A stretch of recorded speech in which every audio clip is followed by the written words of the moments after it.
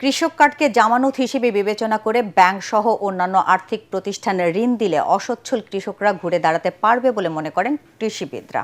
তাদের মতে দেশের প্রেক্ষাপটে কৃষির আধুনিকায়ন ছাড়া শিল্প বিপ্লব সম্ভব নয়। তবে কৃষকদের নিয়ে প্রধানমন্ত্রীর পরিকল্পনা সফল হলে দীর্ঘদিনের বিড়ম্বনার অবসান হবে বলে অভিমত কৃষিবিদদের।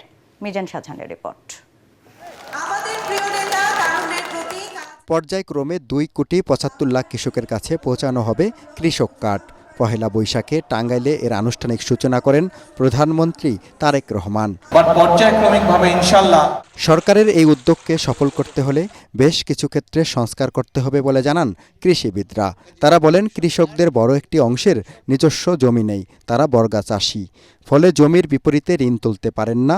সেক্ষেত্রে কৃষক কার্ড হতে পারে জমির বিকল্প জামানত। যে কৃষক কার্ডের মাধ্যমে আমরা ঋণের নিশ্চয়তা প্রদান করতে পারি, কারণ অনেক কৃষকের কিন্তু জমি থাকে না, তখন জমি বন্ধক দিতে পারে না। আবার যার কৃষকের জমি আছে তার বন্ধক দেওয়া অনেকটা সমস্যা।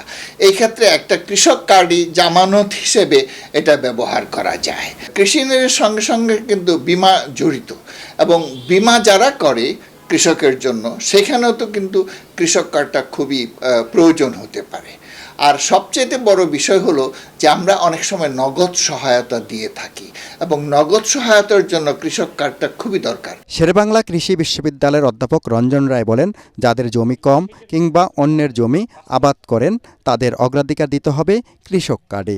যারা প্রকৃত কৃষক, যার জমি কম, যারা স্মল ফার্মার, মার্জিনাল ফার্মার, তারা কিন্তু এই কার্ডটা পাবে। যাদের অনেক জমি আছে তার যদি ওই জিও ট্যাগিংয়ে সে কিন্তু এটাতে এর বাইরে চলে যাবে।